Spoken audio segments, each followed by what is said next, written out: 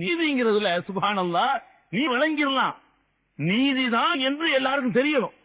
அல்லுடைய செட்டப்ல எப்படின்னு கேட்டா, நோம்பு 30 நாட்கள் முஸ்லிம் டிரஸ்டில் நட ஈமானின் கிளைகள் சகர் நேரத்தில் ராஜ் டிவியில் ஒளிபரப்பு செய்யப்பட்ட முஹம்மது ஸல்லல்லாஹு அலைஹி வஸல்லம் அவர்களின் முன்னறிவிப்புகள் மற்றும் இஸ்லாம் ஒரு இனிய மார்க்கம் பிஜே அவர்களின் நூற்றுக்கணக்கான தலைப்புகளில் வீடியோ ஆடியோ சீடிகள் கிடைக்கும் இடம் மீடியா வேர்ல்ட் 81 அங்கப்பநாயக்கன் தெரு, சென்னை 1. Phone number 52117635 520697.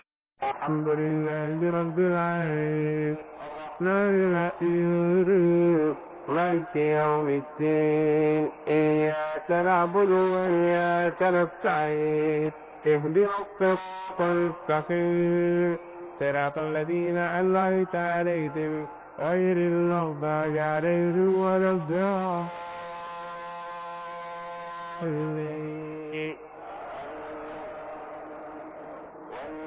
جاءت كتاب والسابحات سبحا فالسابحات.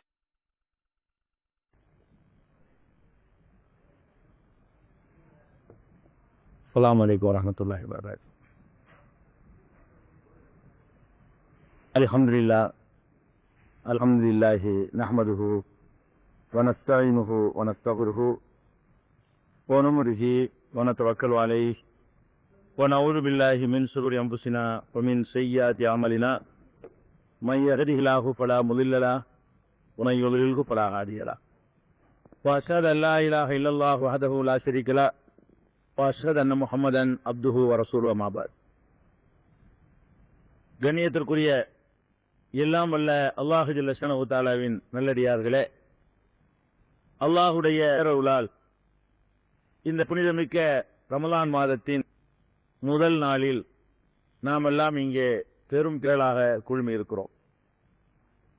இந்த மாதம் முழுவதும் நபிமார்கள் வரலாறு என்ற தலைப்பின் கீழ் திருமறை குர்ஆனுடைய சான்றுகள் அடிப்படையிலும் நபிநாயகம் ஸல்லல்லாஹு அலைஹி வஸல்லம் அவருடைய போதனைகளின் அடிப்படையும் நபிமார்களுடைய வரலாறுகள் உங்களுக்கு சொல்லப்பட இருக்கிறது. ரமலானில் என்ன பண்ணா ஈமானின் கிளைகள் என்ற தலைப்பை எடுத்துக்கொண்டு அல்லாஹ் பத்தின விஷயத்தை மட்டும் தவிர்த்து கொண்டு, ஏன்னா அது ஒரு வருஷம் முழுசாக முடிச்சுட்டாங்க, ஒரு மாதம் அதை நீக்கிவிட்டு மாணவர்களை நம்புறதுல இருந்து மற்ற எல்லா நம்பிக்கைகளையும் ஈமானுடைய எல்லா கிளைகளையும் பற்றி விளக்குவதற்காக வேண்டி 2001ஆவது வருஷத்துல அந்த ஈமானின் கிளைகள் என்ற தலைப்பில் உங்களுக்கு நிகழ்ச்சி தரப்பட்டது. இந்த வருடம் 2002ஆம் ஆண்டு நபிமார்களின் வாறு என்ற தலைப்பை நம்ம தேர்வு செய்து அதை பற்றி அறிந்து கொள்ள இருக்கிறோம். இந்த நபிமார்கள் முதல் நாள் இருக்கனால இதில் 15 நிமிஷம் போயிடுச்சு. அதனால் இன்னைக்கு பற்றி என்ன செய்வோம், ஒரு 3/4க்கு முடிப்போம். 11:30 11:15 முடிக்கிறா சொன்னோம் இல்லையா, இதுல 15 நிமிஷம் போய்கிட்டோம்ல. அதனால அந்த 15 நிமிஷத்தை முதல் நாளைக்கு என்ன கொஞ்சம் 11:30 முடிப்போம். மற்ற நாள் தான் 11:15 எல்லாம் முடிப்போம். இப்போ 10 ஆச்சு, அதனால சொல்கிறேன். இப்போ நான் டாபிக்கு போனால் கரெக்டாக உங்களுக்கு நேரம் கிடைக்கும். ஃபர்ஸ்ட் நீங்கள் விளங்கி கொள்ள வேண்டும், நபிமார்கள் வரலாறு என்று சொன்னால், வரலாறு என்றால் என்ன நடந்து வச்சிருக்கிறோம் என்றால், ஒரு ஆதாரப்பு கல்வெட்டு அல்லது அந்த காலத்தில் உள்ள ஆவண ரெக்கார்ட்ஸுகள், தோல் எழுதி வச்சது, அவங்க பயன்படுத்துகிற மண்பாண்டம், இது இந்த மாதிரி தடயங்கள், இது அடிப்படையில் உள்ளது தான் வரலாறு என்று வழங்கி வைத்திருக்கிறோம். நபிமார்கள் வரலாறுன்னு சொன்னீங்கன்னா, இப்போ நபிமார்களுடைய காலங்கள்லாம் அந்த வரலாறுலாம் இருந்துச்சா? கல்வெட்டு எழுதுகிற வழக்கம் இருந்ததாண்டா? இல்லை. ஆதம் அலைஹிஸ்ஸலாம் வந்து கல்வெட்டு எழுதி வச்சுட்டு போனாங்க. அவங்க என்ன செஞ்சாங்கன்னு நம்ம கண்டுபிடிக்கிறதுக்கு அப்படிலாம் கல்வெட்டு உண்டா? இல்லை. ஆனால் ஆதம் அலைஹிஸ்ஸலாத்து வாழ்க்கை வரலாறு அவங்க பிள்ளைங்க எல்லாம் எழுதிங்க, வாப்பா இப்போ தான் வாழ்ந்தாருண்டு ஏதாவது புக்கை வெளியிட்டு போனாங்களா? அதுவும் இல்லை.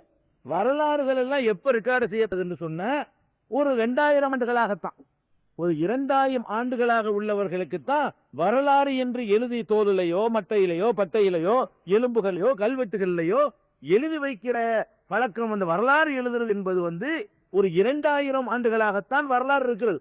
அப்ப 2000 வருடத்தில் உள்ளவர்களுக்கு தான் நீங்க அந்த ஆவணங்கள், கல்வெட்டு, அது இதெல்லாம் சான்றுகளை பார்க்கலாம். இந்த 2000 வருஷத்துல எத்தனை நபியை நம்ம சொல்ல முடியும்? 2 பேர் தான் சொல்ல முடியும்.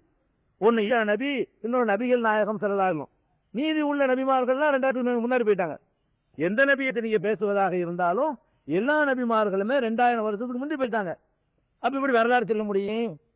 எதை வச்சு சொல்றது? கல்வெட்டா இருக்க போது அப்ப நபிகள் நாயகம் ஸல்லல்லாஹு அலைஹி வஸல்லம் அவர்களுக்கு முன்பு வாழ்ந்து மறைந்த நபிமார்களுடைய வரலாறு இருவது என்று சொன்னால் அவர்களுடைய வரலாற்றை நிரூபிக்கக்கூடிய தடயங்கள் எதுவும் நமக்கு கிடைக்காது. அவர்கள் விட்டு சென்ற பொருள்கள் எதுவும் இடத்துல இல்லை. அவர்கள் பதிவு விட்டு போன கல்வெட்டுகளோ செப்பு பட்டயங்களோ எதுவுமே நமக்கு கிடைக்கவில்லை. அப்ப என்னத்துக்கு நபிமார்கள் வரலாறுன்னு சொல்றோம்? எதை வச்சு நபிமார்கள் வரலாறு அறிந்து கொள்வதுன்னா ஒரு வழியில் மட்டும்தான் அறிந்து கொள்ள முடியும். வரலாற்றுக்கு முந்தைய விஷயங்களை அறிந்து கொள்வதாக இருந்தால் வழியின் அடிப்படையில் மாத்திரம்தான் அறிய முடியும். அதாவது 2000 வருஷம் வரலாறு கிடையாது. படைத்த இறைவன் நம்ம சொன்னால் அதைத்தான் நம்ப முடியும். வேற நம்ம இடத்துல எதுவும் கிடையாது. 2000 வருஷத்துக்கு முன்ன யாரை பற்றி பேசுவதாக இருந்தாலும் அதுல என்ன கிடையாது, எந்த விதமான சான்றுகளை நமக்கு காட்டியது. அப்படி ஒருத்தர் வாழ்ந்தார் என்பதை கூட உங்களால் தடயங்கள் அடிப்படையில் நிரூபிக்க முடியாது. 2000 வருஷத்துக்கு முந்தைய இருந்த சில நபிமார்கள் விட்ட சில பொருள்களை வைத்து வந்தால் அப்படி ஒரு வாழ்ந்தார்னு சொல்ல முடியும். அந்தந்த நபிமார் வரலாறு வரும்போது நம்ம சொல்லுவோம். அதை மற்ற பெரும்பாலான நபிமார்களுக்கு வாழ்ந்தார்கள் என்று கூட உங்களால் நிரூபிக்க முடியாது. ஐயப்ப நபி வாழ்ந்தாரு, என்னத்தை விட்டு வாழ்ந்தாரு, எங்க இருக்கு வாழ்ந்தாருன்னா என்ன இருக்கு, அவர் என்ன வச்சுக்கிறீங்க வாழ்ந்தார் ஒண்ணும்.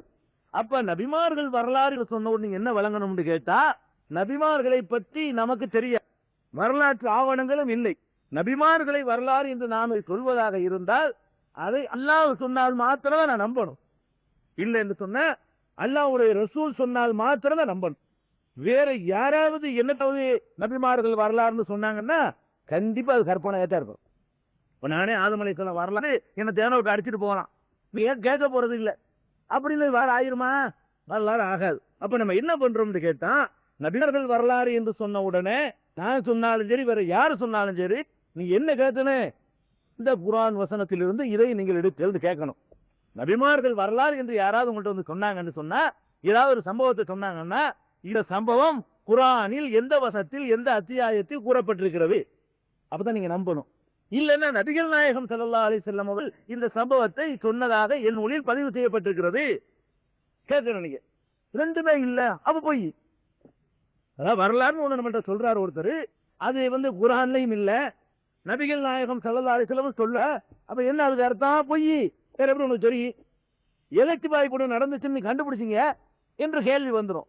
இந்த நபிமார்கள் வரலாறு என்று சொல்ல வேண்டிய தலைப்பை தேர்ந்தெடுத்ததுக்கு கூட முக்கியமான காரணம் என்னன்னு கேட்டா, இந்த நபிமார்கள் வரலாறு என் தலைப்பில் தான் ஒரு தலைப்பில் நிறைய புத்தகம் வந்திருக்குங்கிறதுல இப்படி ஆய்வு பண்ணி பார்த்தீங்கன்னா இதுல தான் நிறைய புக்கு வந்திருக்கு.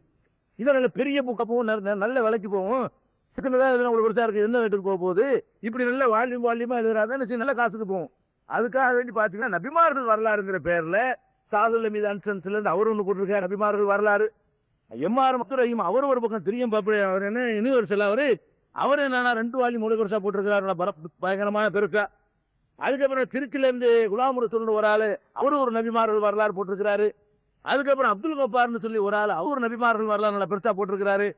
இதுகளை எல்லாம் நான் படிச்சு பார்த்தேன். இதுக்காக வேண்டி இதை நம்ம நபிமார்கள் வரலாறு தலைப்பை தேர்ந்ததுக்காக வேண்டி காசு கொடுத்து வாங்கி முஸ்லீம் மீடியாத்துல இருந்து காசு கொடுத்து வாங்கி இந்த நபிமார்கள் வரலாறு, இந்த நபிமார்கள் வரலாறு, இந்த நபிமார்கள் வரலாறு, கசசுல் அலியான்னு சொல்லி தாவுல் நபி அடிச்சுட்டு வரலாறு எம்எல்ஏதான், இப்படியான நூல் எல்லாம் வாங்கி A to Z முழுக்க படிச்சுட்டேன். அதுக்கு தான் 9 படிச்சு பார்த்தோம்னு சொன்னா கண்டிப்பா நபிமார்கள் வரலாறு கொல்லப்பட வேண்டிய வரலாறு. ஏன்னா அவ்வளவு 99 திக்க வேண்டியிருக்கு.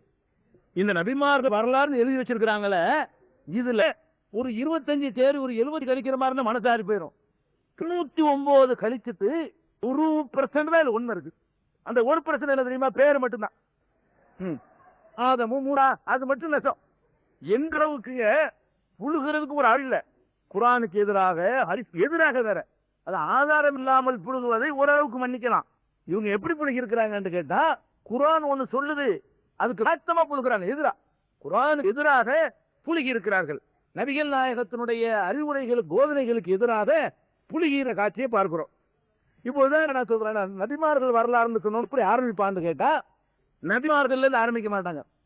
பெருசா வரணும்ல, நம்மளும் அப்படித்தான் ஆரம்பிக்கிறோம். நபிமார்களை திடீர்னு ஆரம்பிக்காம அல்லாஹ்வுல இருந்தே வந்துட போறோம். ஸ்டார்டிங்ல என்ன இருந்து அது வந்தாதான் கரெக்டா இருக்கும். அப்படி மட்டும் இருந்தா அப்புறம் எப்படி என்னென்ன எப்படி படைக்கப்பட்டது, என்ன நமக்கு சான்றுகள் கிடைக்குது என்பதை எல்லாம் சொன்னாதான் நபிமார்கள் வரலாறு கரெக்டா இருந்து ஆதம் வர முடியாது. ஆதமுக்கு முன்னாடி உள்ள பல விஷயங்கள் எல்லாம் சொல்லி ஆகணும். அப்ப அந்த மாதிரி பார்க்கும் பொழுது நீங்கள் வந்து ஒருவருடைய நபிமார்கள் வரலாறு எழுதி வச்சிருக்காரு. என்னன்னு கேட்டா, அல்லாஹ் வந்து முதலாவது வந்து ஒரு ஒளியை படைச்சான். நூரே முகம்மது என்ற ஒளியை படைச்சான். ஃபர்ஸ்ட் அல்லாஹ் எதை படைச்சானா? நூரே முகம்மது என்ற ஒரு ஒளியை படைத்தான். அந்த ஒளியில இருந்துதான் மீதி உள்ள அந்த சராசரங்களை எல்லாம் படைத்தான். ஃபர்ஸ்ட் என்னத்தை அல்லாஹ் படைச்சிருக்கானா?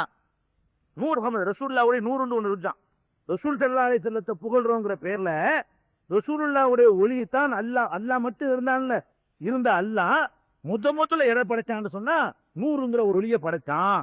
அந்த ஒளியை படைத்த பிறகுதான் அல்லாஹ் என்ன செய்யறான், அதில் இருந்தான் சூரியன் சந்திரன் பூமி மற்ற எல்லாத்தையும் படைத்தான் என்று சொல்லி வச்ச மாதிரி எல்லா புத்தகங்கள்ல இந்த நபிமார்கள் வரலான்னு எழுதியிருக்காங்க இல்லையா, எல்லா நூல்கள்லையும் அதை எழுதி வச்சிருக்கிற காட்சியை பார்க்குறோம்.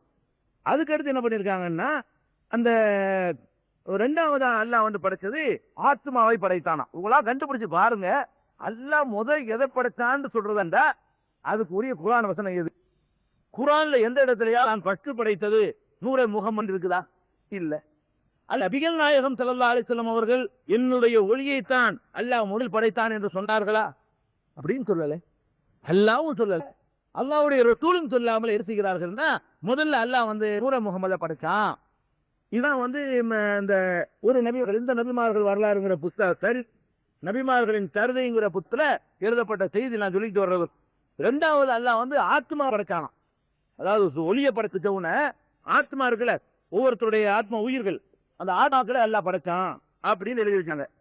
மூன்றாவதா எழுதுகோலை படைச்சான். உட்கார்ந்து பார்த்துக்கிட்டு இருந்த மாதிரி ஆத்மாவை படைச்சான்.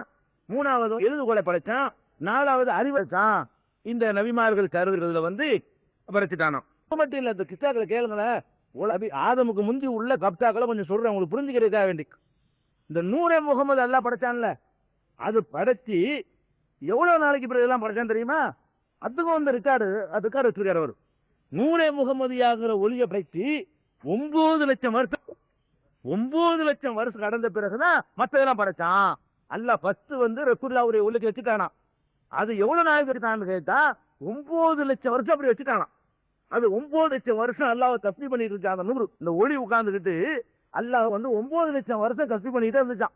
அதுக்கு பிறகு அதுல இருந்து மற்ற விஷயங்களை எல்லாம் அந்த ஒளியில இருந்து கொஞ்சம் கொஞ்சமா எடுத்து மற்றது எல்லாம் அல்லாஹ் படைச்சான்னு சொல்லி அதே புக்கு நபிமார்கள் கருதையில் சொன்னேன் இல்லையா, அந்த நூல்லையே எழுதி வச்சுக்கிற காட்சியை பார்க்கிறோம். அதுலயே ஒரு பாருங்க, அல்லாஹ்வுக்கு அரிசிருக்கிறோம் வழங்கியிருக்கிறோம். இதுகள் எல்லாம் எந்த ஆதாரம் இல்லாது நான் சொல்லி காட்டுற செய்திருவேன். நபிமார்கள் சருதை என்ற பெயர்ல எழுதியிருக்கிறாங்க. நதிக்கு வர்றது முன்னாடி இப்ப இந்த ஸ்டார்டிங் வருவாங்க. ஃபர்ஸ்ட் நின்று கிடைச்சி ஆதமுக்கு வரும்போது ஆதமுடைய வந்து வரலாறு ஆரம்பிப்பாங்க. அடுத்து என்ன செய்யறாங்கன்னு கேட்டா, அரிசி இருக்குல்ல, அல்லாஹ்வுடைய அரிசி இருக்கு. அரிசிக்கு கீழே ஒரு சேவல் ஒன்று இருக்கான். அரிசிக்கு கீழே என்ன இருக்குதான், இந்த இந்த அது நபிமார்கள் கருதையில் இருக்குது. அரிசிக்கு அருகில் என்ன இருக்குது, ஒரு தேவல் இருக்குது. அந்த தேவல் எப்படி தேவல்னு கேட்டா, ஒரு இறக்கை இருக்குல்ல, ஒரு திறகு, அதை நீட்டுச்சுன்னா கிழக்கை தொடுமா. இன்னொரு திறகை நீட்டினா அது மேற்க தொட்டுருமா. அவ்வளவு பிரம்மாண்டமா இருக்குமா. கிழக்கு இந்த பக்கம் அவ்வளவு பெருசா போகுமா. அவ பெரிய ராட்சச தேவல் ஒன்று இருக்கும். அது மட்டும் இல்லையா, அது கூவுமா டெய்லி. அது கூவுறதை கேட்ட உடனேதான் உலகத்துல உள்ள தேவல்லாம் கூவுதான். இப்போ உங்க வீட்டுல தேவல் கூவுனா அது கூவுனதை கேட்ட பிறகுதான் கூறு. அது நபிமார்கள் தருவது எழுதியிருக்கிறாங்க. இது எந்த குர்ஆன்ல இருக்குது? அரிசியில தேவல் இருக்குதுன்னு சொல்லி எந்த ஆயத்துல இருக்குது? இல்ல. நபிகள் நாயகம் ஸல்லல்லாஹு அலைஹி வஸல்லம் சொன்னாங்களா? இல்ல. நீங்க வாழுகிற இந்த அறிவியல் நவீன யுகத்துல அறிவியல் சாத்தியமா? தேவல் கூவாத நேரம் எது? ஒவ்வொரு செகண்டும் கூவுகிறது. தேவல் கூவாத நேரம் உலகத்துல தேவல் கூவாத நேரம் இல்ல. உங்களுக்கு 5 மணிக்கு தேவல் கூவுதுன்னா இன்னொரு ஊருக்கு 5:01 நீங்க அவனுக்கு 5 அப்ப கூவும். அப்படி போது 24 ஹவர்ஸும் தேவல் கூவிக்கிட்டு. இப்ப இந்த நிமிஷம் கூட ஏதாவது ஊர்ல 5 மணியா இருக்கும். இப்ப நான் பேசிக்கிட்டு இருக்கிற 10:30 மணி 10:45 மணி என்னவா இருக்கும்னு கேட்டா, ஏதாவது ஒரு ஊர்ல காலை 5 மணி இருக்கும், அது கூவிக்கிட்டு இருக்கும். நீங்க ராத்திரி 12 மணிக்கு எந்திரிச்சு உட்காருங்கன்னு வைங்களா, அப்ப எங்கேயாவது ஊர் 5 மணியா இருக்கும், அந்த ஊர் தேவல் கூவும். அப்ப நீங்க மத்தியானம் லொகர் ஊருக்கு எந்திரிச்சேன்னு வைங்களேன், அப்ப கூட துப்புக்கண ஏதாவது ஊருக்கு இருக்கும், அந்த ஊர்ல உள்ள அப்பக்கு தங்குவோம். அப்ப இந்த உலகம் இந்த உருண்டை அதுல 24 எல்லாம் நடந்துகிட்டு இருக்கு. இப்ப சூரியன் மறைகிற காட்சி நீங்க பாக்குறீங்க. சூரியன் மறைகிறது வந்து எந்த இடத்துலயும் சூரியன் மறையுமா இல்லையா? உங்களுக்கும் மறைகிறது வேண்டுமானால் 6 மணிக்கு மறையுமே தவிர, இன்னைக்கு 6:30 மணிக்கு மறைஞ்சிருக்குமே தவிர உலகத்துல உள்ள ஒவ்வொரு வினாடியும் சூரியன் ஒவ்வொரு பகுதியில் மறைஞ்சிட்டே இருக்கு. இப்ப ஏதாவது ஊர்ல மகரிப் இருக்குமா? இந்த நிமிடத்தில் வந்து ஏதாவது ஒரு உலகத்துல ஒரு ஊர்ல மகரிபாரு, ஏதாவது ஒரு ஊர்ல இசாவாரு, ஏதாவது ஊர்ல ஒருத்தர் தொழுதுட்டு இருப்பாங்க, ஏதாவது ஊர்ல சுமூகத்தோடு நடந்திருக்கும், ஏதாவது ஊர்ல வந்து இசாவா தொழுதுட்டு இருப்பாங்க, அசரா இருக்கிற ஊர்ல. அப்ப இவங்க என்ன பண்றாங்கன்னு கேட்டா, பூமி தச்சன்னு நினைச்சுட்டாங்க. எழுதுற காலத்துல, கற்பனை பண்ற காலத்துல அந்த அறிவு கூட இல்ல. எல்லாத்துக்கும் 5 மணி தான் போல இருக்கு. சுப்புகளை தேவல் கூவுதுல நமக்கு சுப்பு இருக்கும், உலகமெல்லாம் சுப்புங்கிற அளவுக்கு தெரிவு இருந்திருக்க ஒரு எழுதுற ஆளுக்கு. அதுல என்ன பண்ணிட்டாங்கன்னா, அரசுல உள்ள அப்ப தேவல் அரசு சேவல் என்ன பண்ண தெரியுமா? 24 மணி நேரம் கூவிக்கிட்டே இருக்கணும். இவங்க சொல்லுபடி பார்த்தோம்னு சொன்னா அது கூவணும்னு அடுத்த சேவல் கூவணும். அப்ப தேவனுடைய ஒரே டியூட்டி என்ன? அந்த சேவல் 24 மணி நேரமும் 24 மணி நேரத்துல வரக்கூடிய ஒவ்வொரு நிமிடமும், ஒரு நிமிடத்துல வருகிற ஒரு வினாடியும் சேவல் கூவிக்கிட்டே இருக்கும். அதாவது அர்த்தம். ரொம்ப எழுதுறவங்களுக்கு இதுக்கு அரிசிக்கிற சேவல் அழைக்கிறாங்க. இதெல்லாம் கதை. வரலாறு சொல்றதுக்கு முன்னாடி அவங்க போடக்கூடிய கப்தா வந்து எப்படி எல்லாம் இந்த வியாபாரத்தை வேண்டி என்னத்தையெல்லாம் கற்பனை பண்ணி எழுதுறாங்க. அதுக்காக சொல்ல வர்றேன். இன்னும் ஆதாரம் கிடையாது. அதுக்கு அடுத்தது இதுவும் அந்த நபிமார்கள் கருதைங்கிற புத்தகத்துல இந்த கதைகள்லாம் நீங்க பாக்குறீங்க. அது மாதிரி பாருங்க, இந்த வானம் இருக்குல்ல, 7 வானம் நல்லா சொல்றான். அதை எடுத்துட்டு போயிட வேண்டியதான். அல்ல 7 வானம் என்னென்ன இருக்குது என்பதை நபிகள் நாயகம் ஸல்லல்லாஹு அலைஹி வஸல்லம் மேராஜ் பயணம் போயிருக்கும் பொழுது முதல் வானத்தில் என்னென்ன பார்த்தேன், 2வது வானத்தில் என்ன பார்த்தேன் சொன்னாங்க இல்லையா? அதை நம்ம போயிடலாம். அதுக்கு மேல உள்ள விஷயம் நமக்கு தெரியாது. இவங்க என்ன பண்றாங்க தெரியுமா? முதல் வானத்துக்கு கலர் கலர் கலர் பூசுறா, பெயிண்ட் அடிக்கிற வேலை. முதல் வானத்தை எடுத்துக்கொண்டிருக்கிற, ஆனால் பச்சைரமாக இருக்கும். இங்க போறீங்கல்ல கலரா வானத்துக்கு முதல் வானத்துல தீநிறமா இருக்குமா. அந்த முதல் வானவர்கள் இருப்பாங்க, மலக்குகள்லாம். அவங்களுடைய முகம் எப்படி இருக்கும்னு கேட்டா மாட்டு முகமா இருக்கும். அதாவது முதல் வானம் பச்சை கலரா இருக்குமா. அந்த முதல் வானத்தில் உள்ள மலக்குகள் இருக்குல்ல, அவங்க முகம் எப்படி இருக்குன்னு கேட்டா மாறா இருப்பாங்களாம். முதல் வானத்து வானவர். 2வது வானம் இருக்குதுல்ல, அந்த வானம் வந்து சிறப்பு மரகலத்துல இருக்குமா. 2வது வானம் அதனுடைய அங்க மலக்குகள் இருப்பாங்கல்ல, அவங்க எப்படி இருப்பாங்கன்னு கேட்டா புறா மாதிரி இருப்பாங்களாம். புறா மூஞ்சியாம், முகம் மட்டும் புறா முகமா. அப்ப புறா முகம் கொண்டவர்கள் என்ன செய்வாங்க? அவங்க இருப்பாங்க 2வது வானத்துல. இவ்வளவு எந்த விளையன்றதுல மார்க்கத்துல எங்கப்பா இதெல்லாம் இருக்குது? இதெல்லாம் வானவர்களுக்கு இந்த மாதிரி தோற்றம் கொடுக்குறீங்க யாரு? சரி, 3வது வானம் இருக்குல்ல, அங்க போனீங்கன்னு சொன்னா நீல கலர்ல இருக்குமா, நீல கலர்ல இருக்குமா. அது வானம் கலர். அங்க இருப்பாங்க, அவங்க எப்படி இருப்பாங்க தெரியுமா? கழுதை உடையவர்களா இருப்பார்கள். 3வது வானத்துல மலக்கெல்லாம் எடுத்துருப்பாங்களா, கழுதை இருப்பாங்களா எல்லாரும். அப்படியே ரசூலுல்லாஹ் பார்க்கவே நாராஜ் இல்ல, இவங்க பார்த்துருக்குறாங்க. கழுதை முகத்துல என்ன இருக்கிறாங்க? வானவர் பார்த்திருக்கிறார்கள். 4வது வானம் எடுத்துக்கிட்டீங்கன்னு சொன்னா வெள்ளி கலர், வெள்ளி கலர் இருக்குல்ல, வெள்ளியுடைய கலர்ல வந்து நேரத்தில் அந்த வானம் இருக்குமா. அங்க இருந்து வாங்கலான்னு கேட்டா குதிரை கலர முகம் இங்க 3வது வானம். 4வது வானத்துக்கு போனீங்கன்னா குதிரை மூக்கியா இருக்குமா, மலக்குகள் இருப்பாங்களா. சரி, 5வது வானத்துக்கு போனீங்கன்னா அங்க கலரா இருக்குமா 5வது வானம். அங்க உள்ள மலக்குகள் அப்படி இருப்பாங்கன்னு கேட்டா பெண்கள் கண்ணழகிகள், கட்டழகிகள் மாதிரி பெண்கள் மாதிரி இருக்காங்க. அந்த மாதிரி தோற்றத்தில் என்ன செய்வாங்களாம்? கவர்ச்சிகரமான தோற்றத்தில் வானவர்கள் இருப்பாங்க. 5வது வானம். 6வது வானம் போனீங்க என்று சொன்னா முத்துடைய கலர்ல இருப்பாங்களாம். யாராவது வெள்ளி மாதிரி தான் இருக்கும். சும்மா எழுதணுங்க எழுதி வச்சுக்கிறாங்க, முதல் வெள்ளி சொல்லியாச்சு. அப்புறம் வெண்முத்த இடத்துல என்ன இருக்குமா? 6வது வானம் இருக்குமா. அங்க உள்ள வானவர்கள் எப்படி இருப்பாங்கன்னா குழந்தை முகமா இருப்பாங்களாம். அதாவது வாயில வந்து விட்டு அடிச்சு வாங்கிட்டு வளர்ந்து, அதாவது என்ன தோணுதோ எழுத வேண்டியது. அவங்க அப்படி இருப்பாங்களாம். 7வது வானத்தை எடுத்துக்கிட்டீங்கன்னு சொன்னா பிரகாசமான வெளிச்சமா இருக்குமா. அது கலர்லாம் கொடுக்கலாம், சொல்ல முடியாது, அப்படி வெளிச்சமா இருக்குமா. அங்க உள்ள வானவர்கள் மட்டும் மனித முகத்துப்பாங்க என்று இது நபிமார்களுடைய கருதைங்க. இந்த புத்தகத்திலேயே இந்த 3 வானத்திலேயே கலரையும் பார்த்துட்டு வந்து அங்க மலக்குகளையும் பார்த்துட்டு வந்து இவர் வர்ணிக்கிறார். இது எங்க இருந்து இருந்தீங்க? இதெல்லாம் இதான் நபிமார்கள் வரலாறு. இது நபிமார்கள் கருதையா? இதான் நபிமார்களுடைய வரலாறு ஒரு லட்சணமா? இது மாதிரிலாம் போனீங்கன்னு வைங்களேன், இந்த மாதிரி மற்றவங்கள்ட்ட நிறைய இருக்கு. நம்மள தூக்கி சாப்பிட்ற அளவுக்கு என்ன இருக்கு? இந்த மாதிரி கதைகள்லாம் நிறைய வச்சிருக்கிறாங்க. இது ஒண்ணு. அதுல ஒரு வேடிக்கை, இதே மாதிரி இந்த வானத்தை கலர் கொடுக்கறது இருக்கு பாருங்களேன். இந்த வானத்தை கலர் கொடுக்கறதுல இந்த கசசுல் அம்பியாக்காரர் இருக்காருல்ல, இவர் இந்த புத்தகத்துக்காரர் கசசுல் அம்பியா, இவர் தாவல் அம்பி அனுப்பிச்சிருக்காரு. இது உங்களுக்கு பெண்டதில்லை, வானத்தை கலர் வைக்கிறதுல. இவர் சொன்ன கலர்ல இருந்து அவர் ஆடுறாரு. என்ன மாறுறாரு? இப்ப 2வது வானத்துல வந்து அவர் என்ன சொன்னாருன்னு கேட்டா புறாமுகம்னு சொன்னாரு வானவர்கள். இவர் என்ன செய்யறார்? 2வது வானத்துல வந்து பருந்து முகம், புறா தலை பருந்துதான் இன்னும் அவரை கரெக்ட் பண்றத. 3வது இருக்குல்ல, 3வது வானம் நீலங்கிற இவர் அந்த நதியார்கள் தரவைக்காரர் என்ன பண்றாருன்னு கேட்டா இது நீல கலருங்கிறாரு இருந்தாரு இந்த புத்தகத்துக்காரரு. இந்த புத்தகத்துக்காரர் என்ன பண்ணா நீலக்கடை மஞ்சள் யார் தேர்வு இருக்கார்ல கசத்துல இருந்தியா தாவல இருந்தியா அவர் என்ன சொல்றாருன்னு கேட்டா முன்னாள் வானத்துடைய கலர் வந்து மஞ்சள் கப்பு அது மஞ்சளா தான் இருக்குது. அங்க உள்ள மாணவர்கள் என்னவா இருப்பாங்கன்னா கழுதைங்கிறார் அவரு. கழுதை கிடையாது, காளமாடு. பெரிய முக்கியமான கருத்து எந்த நற்பனை வாயில விட்டு அடிச்சுக்கிட்டு தானே. அதனால யாரும் வந்து நம்ம கூட மாற்றி இருக்கலாம். நம்ம என்ன செய்யலாம், ஒரு வானத்துக்கு வேற வேற கலரை போட்டுவிட்டு வெவ்வேறு பிடிச்ச தோற்றத்தை போட்டு சிங்கம் இருப்பாங்க, கரடி மாதிரி இருப்பாங்க, ஒரு 7 பிராணிகளை போட்டுக்கிற வேண்டியதான். அப்படி எழுதப்பட்டதே தவிர இதற்கெல்லாம் எந்த ஒரு இதுவும் கிடையாது. அது மாதிரியான 5ஆம் வானத்தை எடுத்துக்கிட்டீங்கன்னா 5ஆம் வானத்தில் இவர் என்ன செய்யறாருன்னா கண்ணழகிகள் ஹூர்லின் மாதிரி இருப்பாங்க வானவர்கள். என்ன பண்றாரு கத்துசுல் எம்பியாக்காரரு அப்படிலாம் ஆடு மாதிரி இருப்பாங்க. கண்ணுக்கு ஆட்டுக்கான சம்பந்தம் அவ்வளவு பொருள். ஆடு மாதிரி இருப்பாங்க, மாடு மாதிரி ஆடு இப்படி. இப்போ வானவர்களுடைய தோற்றத்தை பத்தி கற்பனை பண்ணி என்ன பாருங்க நபிமார்கள் வரலாறுன்னு சொல்லி இது ஒன்னாக்கா சரி. அதுக்கப்புறம் இது ஒரு கப்சா. இதெல்லாம் பொய்ங்கிற முதல்ல பொய்களை தெரிஞ்சுக்கிட்டாதான் உண்மைகளை வந்து எதுக்காக தலைப்பை எடுத்தோம், நம்ம எப்படி நம்ம இதை எதுக்கு நான் கேட்கறேன்னு கேட்டா இதுக்கு என்ன ஆதாரம், யார் இது ஒன்று சொன்னா இதை வகி வச்சவனுக்கு எப்படி இதை கண்டுபிடிச்சிங்க நீங்க? அல்லாஹ் சொன்ன ரசூல் சொல்லணும் எதுவும் காட்டுறது. ஏதாவது ஒரு பேரை போட்டுருவாங்க. என்ன போட்டுருவாங்கன்னா வகுப்பு சொன்னாரு கவு சொன்னாருன்னு பேரை போட்டிருப்பாங்க. அவர் யார் நமக்கு தெரியாது. வகுப்பு சொன்னாரு ககுப்பு சொன்னாரு அப்படின்னு 4 பேரை போட்டு எந்த எழுதி விட்டுருது. இதுதான் அந்த புத்தகத்தில் இருக்கே தவிர எந்த ஒரு சான்றும் எந்த ஒரு நூல் பேருங்க புகாரியில் இருக்குது, முஸ்லிம் இருக்குது, திருமதியில் அதெல்லாம் கிடையாது. சும்மா அவர் சொன்னார் இவர் சொன்னார், இப்ராஹிம் சொன்னார் முத்துக்குனார் ஒரு பேர் பெறா, இப்ராஹிம் சொன்னார் முத்துக்குனாரு அரபுல சில பேரை சில போட்டு எழுதி வச்சுக்கிறாங்க. சரி. அதுக்கப்புறம் இந்த அல்லாஹ் வந்து நூர் முகமது படைச்சான்ல ஒளிய, அது எப்படி படைச்சான்னு சொல்லி விட்டா பரவாயில்ல, மறுபடியும் ரிப்பீட் ஆகுறாரு. அந்த ஒளி எப்படி படைச்சான்னா அதை தேவல் வடிவத்தில் படைச்சான். இந்த ஆளு கோழி கறி சாப்பிடுறது ஒரு முக்கியமான நினைக்கிறேன். அறுத்துக்கிட்டு தேவல் நூரை முகமது தேவல் சேவலியாவத்தில் இருக்கிறார். அப்ப என்ன யாபத்தில் எழுதுறாத தெரியல. அதுல என்ன வருது, நூரை முகமது இருக்கு பாருங்களேன், அது சேவலுடைய தோற்றத்தில் இருந்தது.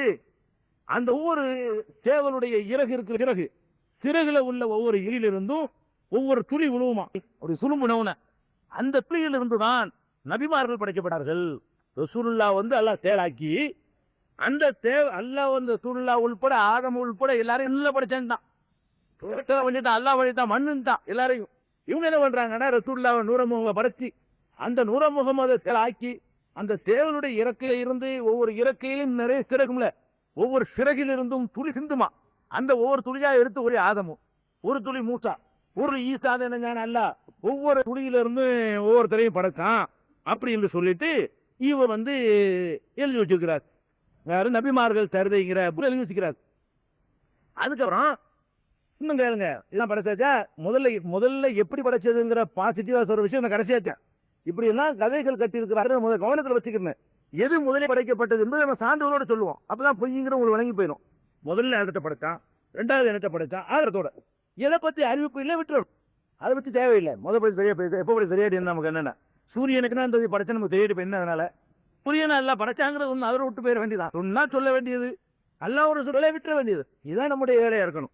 அடுத்து என்ன செய்யறாங்கன்னு கேட்டா மனிதனை படைக்க எல்லாம் நாடின உடனே என்ன பண்ணான்னு கேட்டா மண்ணுக்காக படைக்க போறான்.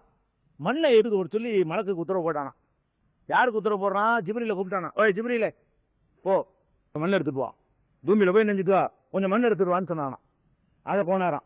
இந்த கிஸ்தா வந்து எல்லாரும் ஏகமான இதுமா இதுலயும் இருக்கு அதுலயும் இருக்கு அதுலயும் இருக்கு. வணங்குதா? நபிமார்கள் வரலாறுலையும் இருக்கு, நபிமார்கள் தருவையும் இருக்கு, கசூசபியாவிலையும் இருக்குது. யார் யார் எழுதுனாலும் அம்புட்டு பேருடைய குத்தாத்திலையும் இருக்கு. இந்த சம்பவம் எப்படி படைக்கிறானா அல்ல ஜிப்ல கூப்பிட்டானா, ஒரு மனுஷனை படைக்க போறேன், நீ போய் கொஞ்சம் மண் எடுத்துட்டு வா பூமியில. அவர் வந்தாராம். மண் எடுக்க வந்தோம்னா பூமிக்கும் அவருக்கும் சண்டையான். இருக்கு பூமி அபிஷேகம் பண்ணதான். பூமி என்ன செஞ்சான்? எடுக்காவே எடுக்க விட மாட்டேன். ஏன் இரு அல்லா இருக்க சொல்றான், எடுக்க விட மாட்டேன், கோயில இதுல இருந்து பாதையை படைக்க நான் ஒத்துக்க மாட்டேன் அப்படின்னு சொல்லிட்டு அழுது பிறலாதான். இவருக்கு இறக்கம் வந்துருச்சா ஜிப்ரீலுக்கு. இறக்கம் வந்து பாவமா இருக்க மாட்டேங்குதுன்னு சொல்லிட்டு மண் எடுக்காம திரும்பி போயிட்டாராம். அல்ல அப்புறம் பார்த்தானா மீக்காயில கூப்பிட்டானா, இந்த சரி நீ போய் எடுத்துக்கோ அப்படின்னு சொல்லி நாங்கள் அல்ல மீக்காயில அனுப்பி வச்சாராம். அவர் போனாராம். அவர் போய் இருக்க போகும்போது கையை வச்சாராம். வச்சோன்னு ஆரம்பிச்சிருச்சான். அல்லற ஆரம்பிச்ச உடனே என்னன்னு கேட்டா எடுக்கக்கூடாது. அதே மாதிரி அதே சம்பாசனை பெரிய பெரிய கதை ஒரு 8 பக்கத்து வர்ணிப்பாங்க. இதை வேடல் மாதிரி இவர் சொன்னது பூமி சொன்னது மறுபடியும் சொன்னது பூமி சொன்னது ஒரு டைலாக் தான் வரும். நான் திருச்சி சொல்றேன். அந்த வார்த்தைகத்தை உலாப்பனை பண்ணி இவ பேசுற மாதிரி வார்த்தை அவர் ஒன்று வார்த்தை இல்லை எடுக்கத்தான் செய்ய எடுத்துன்னா நான் வந்து கோவப்படுவேன். இப்படியே உரையாடலாம் நடக்கும். நான் ஒரே மைனஸ் போட்டு ஸ்டார்ட் பண்ணி சொல்றேன் உங்களுக்கு. அப்புறம் பெரிய சண்டைலாம் நடந்து முடிஞ்ச உடனே அதை ஒத்துக்கிறனையா இவர் இறக்கப்பட்டு திரும்பி போயிட்டாரான். மூணாவது என்ன பண்ணா, நல்லா இஸ்ராபீல் பிடிச்சி நீ போய் மண்ணை எடுத்துக்கிட்டு வா அப்படின்னு வச்சானா. அவருக்கு இதே தான், இந்த ஒரு டைலாக்லாம் முடிஞ்ச உடனே அவரு விரும்பி வரையும் போயிட்டாரு பூமி மேலே இறக்கப்பட்டு. சிலது என்ன பண்றான்னு கேட்டா, இஸ்ரா பிடிச்சு அனுப்புனா. நல்லா இஸ்ராயல் பிடிச்சி அனுப்புன உடனே அவர் என்ன செய்யறான், இருக்க வந்தார் பூமி அழுவுனுச்சான். முடியாது, எய்தவன் இருக்கு அம்பை நோகலாம், அந்த டைலாக்லாம் அது வருது. இனியும் இருக்காங்க, அவன் எய்திருக்கிறான் நான் அம்பு என்னிடத்தில் என்னப்படி ஆட்சேபிக்கலாம். இந்த உள்ள சினிமா டைலாக் அதை சேர்த்து வந்து நடுவால் வரலாறு இருக்கு, அந்த புத்தகத்தில் இருக்குது. எய்தவன் ஒருவன் இருக்கேன் போய் நோகலாமா, எய்கிறதுல என்னிடம் இருக்கிறார் ஒண்ணுச்சு மனுஷன்லாம் அந்த கதை அதுல வருது. எய்தவன் இருக்க நீ அம்பை நோகலாமா டைலாக்லாம் முடித, அவர் முடியாண்டாரான். அல்ல எடுத்துட்டு தான் போவேன், நீ ஓஞ்சல கேட்கணும் அப்படின்னு சொல்லிட்டு புடி வாங்க எடுத்துட்டு போயிட்டாரான். எடுத்துட்டு போனவன் நல்லா விசாரிச்சாரான், என்ன நடந்தது கேட்டவுன்னா இவர் வளர்க்கணும். அந்த மாதிரி அல்ல நினைஞ்சா ஒரு வேலைக்கு நீ சொன்ன வேலை செஞ்சுட்ட, இருந்தாலும் கெஞ்சி கேட்க விட்டு வந்துருக்க வேண்டியதானே அப்படின்னு வேற அல்லா சொல்லிக்கிட்டானோ. பாருங்க, எப்ப எப்தரும் அலல்லாஹில் கதிப, அல்லாவின் மீது எப்படியெல்லாம் போய் இட்டு கட்டுகிறார்கள் என்று பாருங்க. நல்லா சொல்றான் மக்கா காதர்களை பத்தி. இவங்க சொல்ல வேண்டிய வசனங்கள், இந்த நபிமார்கள் வரலாறு எழுதினவர்கள் யார் மேல இட்டு கட்டுற நீ, அல்லாஹ் எப்படி சொன்னான்னு எதை வச்சு நிறுத்தின. அல்லாவின் மீது அவ்வளவு பெரிய மகத்தான அவதூறுகளை கிளப்பி அப்புறம் எல்லாம் என்ன பண்ணானா, நீ தானே எடுத்துட்டு வந்த, அதனால இந்த உயிரை வாங்குற வேலையை உங்ககிட்ட தர்றேன். இஸ்ராயல்கிட்ட மனிதர்களுடைய உயிரை வாங்குற வேலையை உன்னிடத்தில் தருகிறேன் அல்லாஹ் சொல்லிட்டான் என்று எழுதி வச்சுக்கிறாங்க. உங்களுக்கு 2 வருஷம் ஈமானின் கிளைகள்ங்கிற தலைப்புல தருவது வானவர்கள் தான் யார் என்று நாங்கள் விளக்கியிருக்கிறோம். அதில் என்ன சொன்னோம், வானவர்களை பொறுத்த வரைக்கும் சுயமாவெல்லாம் எந்த ஒரு ஐடியா பண்ணினா முடிவெடுக்க மாட்டாங்க, சொன்னா செய்வாங்க. அவங்களுடைய கேரக்டர் என்னன்னு கேட்டா, லா யாத்தூன் அல்லாஹமா அமரவும் யஃஅலூன மா யுமரூன், சொன்ன வேலைக்கு மாறு செய்ய மாட்டார்கள், ஏவப்பட்டதை செய்து முடிப்பார்கள். இதான் நபிமார்கள் சொல்லப்படக்கூடிய வானவர்களுடைய குணாதிஷம். வானவருக்கு ஜிப்ரீல அல்லாஹ் எடுத்துட்டு வர சொன்னான்னு சொன்னா எடுத்துக்கிட்டு தான் நடந்திருக்கணும். அப்படியே முதல் ஆதாரம் இல்லாம சொல்வதா இருந்த கூட அல்லாஹ் ஒன்று சொல்லி இருக்கும் போது பூமி அப்ஜெக்ஷன் பண்ண விட்டுட்டு போயிருப்பார். ஒரு வானவர் எடுத்துட்டு போயிருப்பார். இது வந்து மாணவர்களுடைய கேரக்டருக்கு எதிராக, குரானுக்கு எதிராக பொய்யை இட்டு கட்டிருக்கிறாங்க. அடுத்து என்னன்னா, உயிரை வாங்குறதுக்கு வந்து இஸ்ராயல் ஒரு மலக்கு இருக்குன்னு எழுதி வச்சுக்கிறாங்க. எல்லாருமே எல்லா நபிமார்கள் சேர்தையிலையுமே இஸ்ராயல் மண்ணை எடுத்துட்டு போனதுனால அவர் தான் உயிரை வாங்குற ஒரு பொறுப்பு அவருக்கு உறுதப்பட்டிருக்குது என்று எல்லாருமே எழுதி வச்சிருக்கிறாங்க.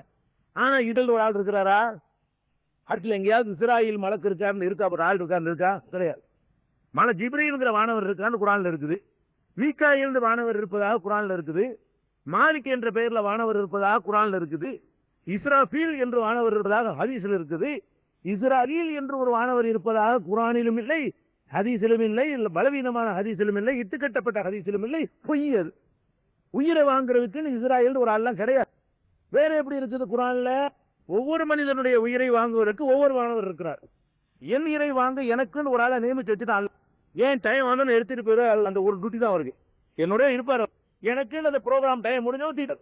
அப்ப அல்ல குரான் என்ன சொல்றா, கேட்க வப்பாக்கும் மலக்குள் மௌத்துள்ளது உக்கிலபிக்கும், உங்களுக்கு நியமிக்கப்பட்ட மௌத்துடைய வானவர் உயிரை கைப்பற்றுவார். குரான் சொல்லி உக்கிலபிக்கும், உங்களுக்கு வந்து வைக்கப்பட்ட பொறுப்பு கொடுக்கப்பட்ட மலக்குள் மௌத்து உங்கள் உயிரை வாங்குவார். எனக்கு ஒரு மலக்குள் மௌத்து, உங்களுக்கு ஒரு மலக்குள் மௌத்து. 600 கோடி மக்கள் இன்னைக்கு இருக்கிறோம்னு கேட்டா 600 கோடி மலக்குள் மௌத்து இருக்கிறாங்க. உலகம் படைக்கப்பட்டிருந்து 10,000 கோடி மக்கள் தாங்கன்னு சொன்னா 10,000 கோடி மலக்குள் இருந்தாங்க. இந்த 200 கோடிகள் 10 வருஷத்துல 1200 கோடியா போகும்னா 1200 கோடி மலக்குள் இருப்பாங்க. இஸ்ராயல் ஒரு ஆள் கிடையாது. அப்ப அந்த அடிப்படையை தப்புங்கும் பொழுது இது கதை, ஆதத்தை படைக்கிறது உள்ள கதை. இதுகளெல்லாம் என்னாச்சு, இந்த இவருடைய நபிமார்கள் கருதிங்கிறதுல உள்ள அதாவது ஆதமுக்கு நான் ஒன்றும் வரல. ஆதம் அல்லாஹ் வந்து பைப்பை துவக்கி ஆதம் அலைஹிஸ்ஸலாம் பார்க்கிற வரைக்கும் நடந்த கிஸ்தாக்களுடைய சுருக்கம் இதைத்தான் வர்ணிச்சிருக்கிறாங்க எல்லாருமே. ஆதம் எப்படி வர்ணிச்சான்னு அப்புறம் பார்த்துக்குருவோம், இது வரைக்கும் எடுத்துக்கிடுவோம்.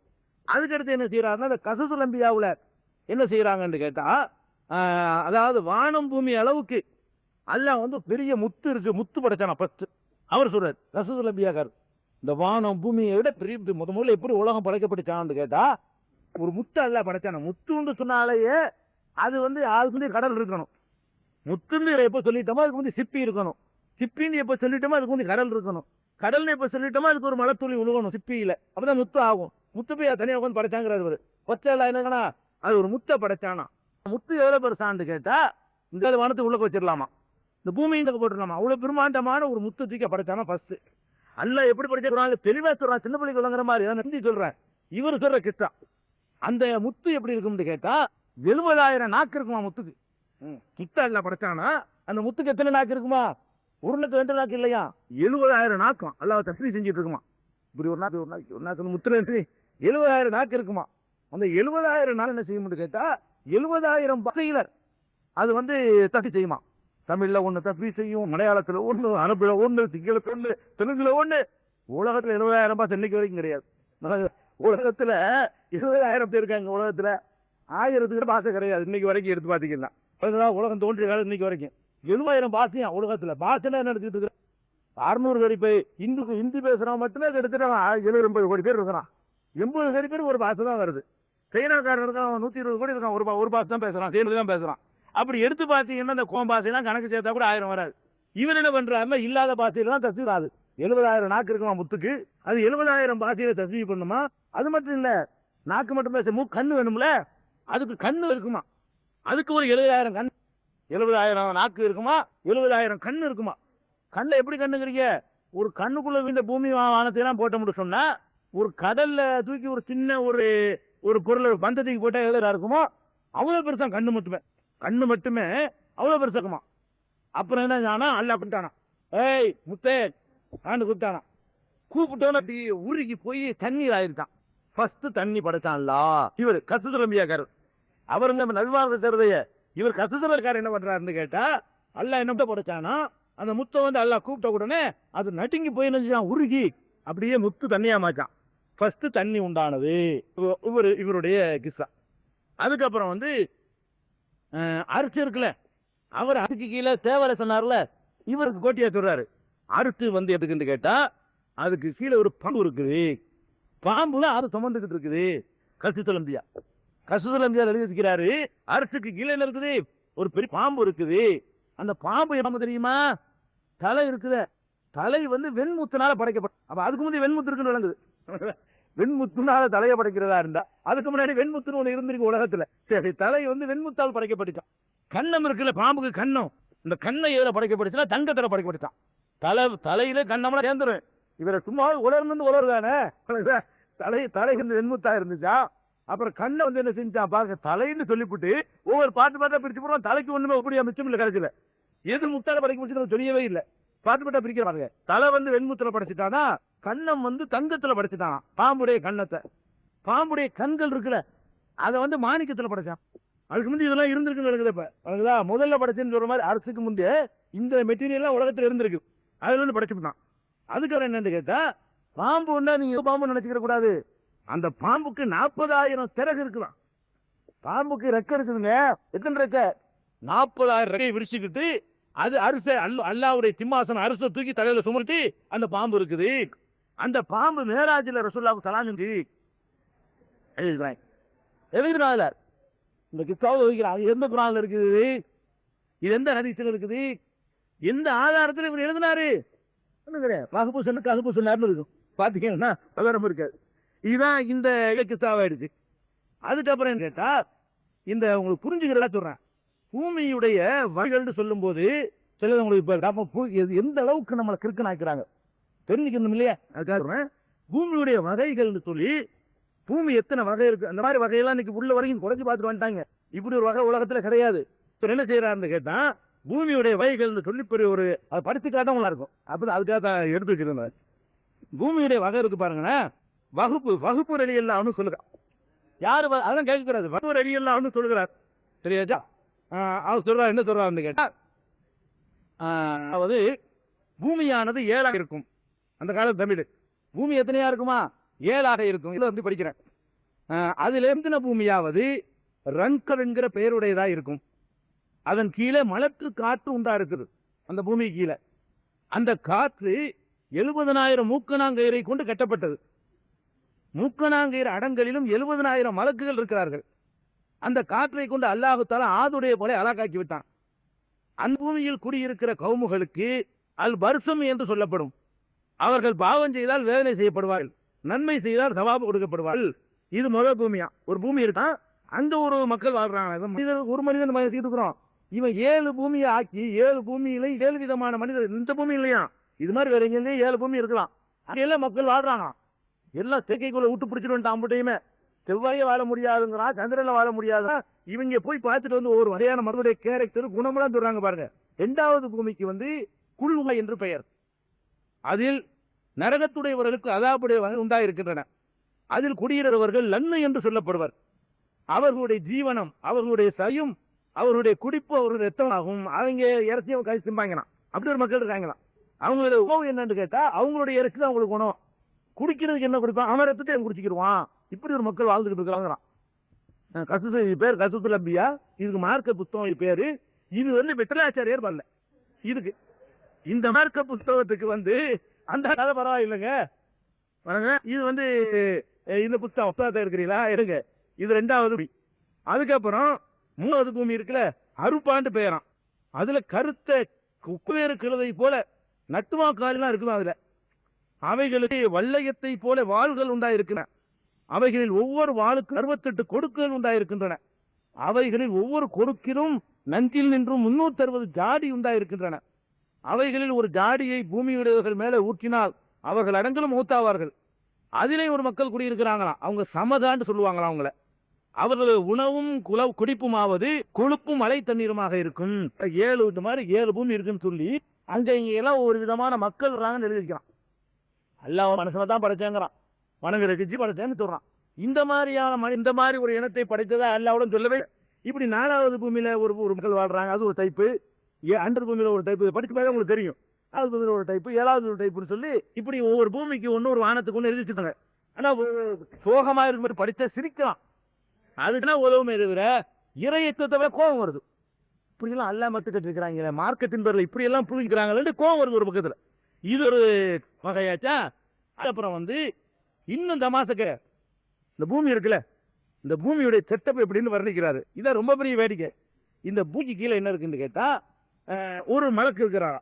இந்த பூமி இருக்குல்ல, அது காய்ஞ்சு நம்மள கீழே விழுந்துருமில்ல பூமி, அது கீழே விழுவாம இருக்கிறதுக்காக வேண்டி ஒரு மலக்கு தலையை தாங்கிட்டு இருக்கிறான். அவர் ஆரம்பத்தில் அந்த இடத்துல தாங்கிட்டு இருந்தாராம். அந்த இடத்துல தாங்கிட்டு இருக்க முடியலையா. அவர் காலுக்கு ஏதாவது கேட்டாராம் அல்லாட்ட. அப்புறம் என்ன பண்ணானா, அல்லா என்ன பண்ணான்னு கேட்டா ஒரு பெரிய கல் ஒன்று படைச்சு கொடுத்தானா, பெரிய பிரம்மாண்டமான கல். அந்த கல்லை தூக்கி கீழே வச்சு அதில் நெடுக்கிட்டானா. அப்புறம் அதாவது பூமிக்கு கீழே மலக்கு காலுக்கு கீழே என்னது பெரிய கல். அந்த கல்லும் பேலன்ஸ் வரணும்னு என்ன பண்ணிட்டான்னா அந்த கல்லை நிப்பாட்டுறதுக்கு ஒரு மாட்டை படைச்சானா. அல்ல அதுக்குள்ள மாடு வந்துருக்குவான். பூமிக்கு கீழே மலக்கு கீழே கல்லுக்கு கீழே மாடு. அந்த மாடு இருக்குல்ல, அதுக்கு பேலன்ஸ் வரணும்னு ஒரு மீனை படைச்சு கொடுத்தானா. அந்த மாடு வந்து எது கீழே இருந்துச்சான், மீனுக்கு மேல் நின்றுருக்கான். மீன் மெதுக்கிறதுக்கு ஒரு தண்ணி வேற படைச்சானா. அல்ல அதுல வந்து மீன் இணைஞ்சிட்டு இருக்கு, மேந்துக்கிட்டு இருக்கு. இது பக்கம் 6, 7 எடுத்து பார்த்தீங்கன்னா இருக்கும். 6, 7, 6வது 7வது பக்கம் அதே புத்தகத்தை எடுத்து பார்த்தீங்கன்னா எப்படிலாம் படைச்சு பாருங்களேன். இந்த பூமிங்கிறது உருண்டைங்கிறான். அல்ல சுழலுதுன்னு சொல்றான். ஈர்ப்பு சக்தியில வந்து இதுன்னு சொல்றான். பூமி வந்து ஈர்ப்புலாம் நின்று இருக்குன்னு குரான் அவ்வளவு சயின்டிபிக்கான உண்மையில சொல்லுது. பூமியில இப்படி ஒரு அடிச்சு சுத்தி பார்த்துட்டு வந்துட்டான். கீழே மாடும் கிடையாது, ஒன்றும் கிடையாது. பூமி மொத்தம் அந்த இடத்துல நிக்கிறத தவிர கீழே மாடு கிடையாது, மீனும் கிடையாது, ஒன்றும் கிடையாது. சயின்டிஃபிக்காவும் பொய். குரான்ல உள்ள பரிகரி நபிகள் நாயும் அப்படி சொல்லல, கற்பனை. இந்த மாதிரி கற்பனை பண்ணி அதாவது எப்படி எழுதுறான் அந்த வார்த்தை இருங்களேன்.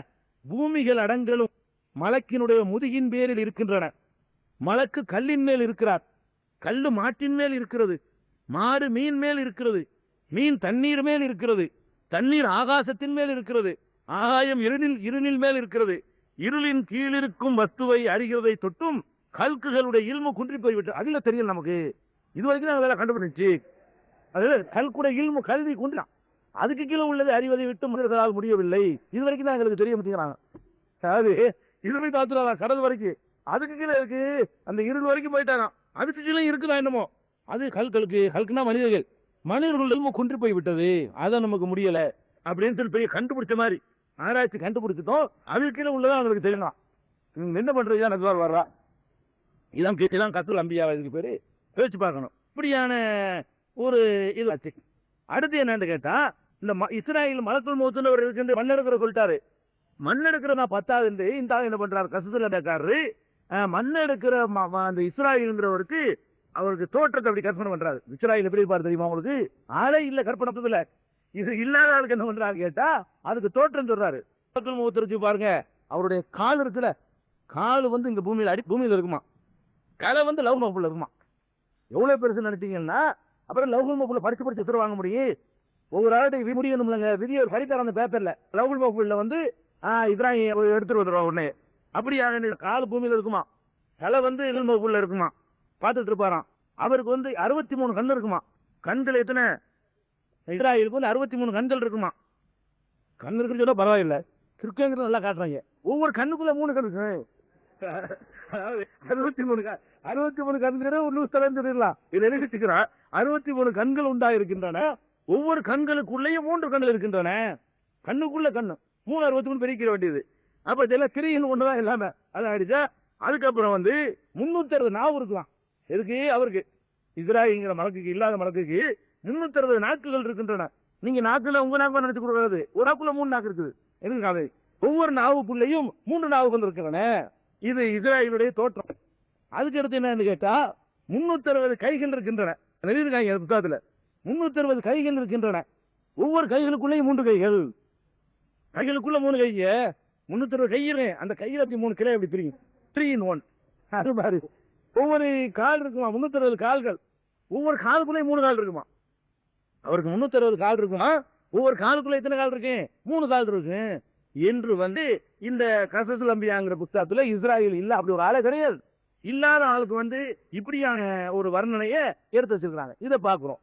அதுக்கப்புறம் என்னடா அந்த நபிமார்கள் வரலாறு போட்டிருக்காங்களே, அந்த ஆளுக்கு புத்தகத்தை படுத்தீங்கன்னு கேட்டா முதல்ல அல்லாஹ் வந்து அறிவை தான் படைத்தானோ. ஃபர்ஸ்ட் அறிவுங்கிற தனியத்துக்கு எல்லாம் நினைஞ்சா அக்களை தான் முதல்ல படைத்தான், அறிவை படைத்தான். அதுக்கு என்ன ஆதாரம்? இட்டு கட்டப்பட்டோ அது இருக்காது, அடிப்படையாக வச்சுக்கிறாரு.